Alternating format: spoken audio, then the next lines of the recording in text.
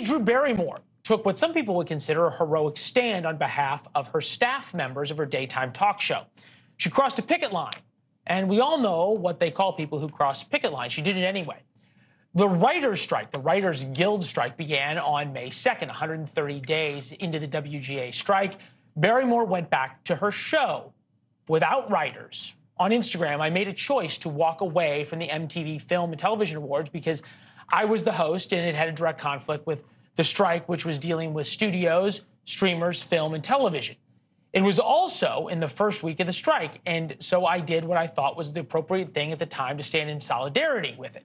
Okay, the Writers Guild of America, WGA, represents 11,500 screenwriters, and to be fair, a lot of them are journeyman, middle-class folks trying to make a living. Just because you're a screenwriter or you write for a comedy show or a sitcom or whatever does not make you by any means an extraordinarily well-paid individual.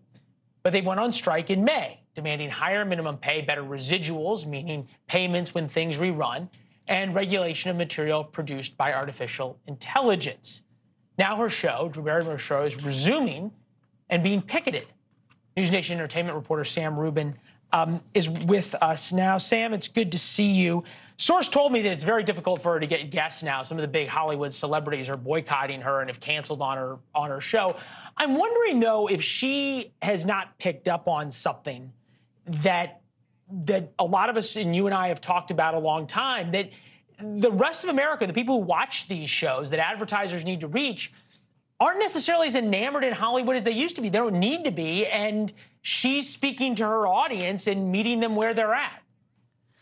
It's a very, very difficult circumstance because I think that she was sort of lauded here in Hollywood for standing with the writers perhaps more strongly than anyone right when the strike began. She walked away from a lucrative and big hosting opportunity with the MTV Awards, said, I'm not going to do this because I support the writers. Now the strike has dragged on throughout the totality of the summer. The actors have joined in as well. And she's effectively saying, you know what, I love my 3 union writers, but 100 other people work on this show.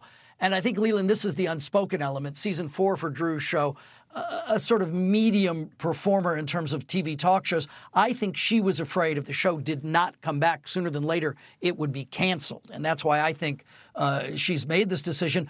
But it's a difficult decision, and she has been criticized, as those who often cross picket lines are criticized by members of the Screen Actors Guild and members of the Writers Guild. So we'll see the ultimate long-term effects. But I think one thing that she did, which is to be admired, is she went straight to social media and said, this is what I'm going to do. Yeah. I own this decision. This is my decision. So if nothing else, she's being very straightforward. And that's sort of been the brand of her talk show, that she's quite candid with her audience. Right, and to that point, though, and you and I have talked about sort of the rise of Yellowstone and sort of the concept of rule values and on and on. And look, to a certain point, if she's doing a new show and everybody else is in reruns, it's a great opportunity for her. You can't deny that. But I'm wondering, in this world where so many celebrities can be created on Instagram and TikTok and advertisers can go to these places, if there's not a realization in Hollywood, perhaps, among some, of, hey, we need the fans, we need the viewers a whole lot more than the viewers need us now. And therefore, at least by Drew Barrymore, it's time to go serve the people. I think you bring up a really interesting point, and where I think this will come to the fore are these late night shows. That's habitual behavior. None of the late night shows, the Jimmys, Stephen Colbert, John Oliver once a week, Bill Maher once a week, have been on since May. Do people form other habits? And when those shows eventually come back, does an audience come back with them or not? And, will they be sort of forever hampered? I think that's a real, very, very open question. How much are certain shows missed?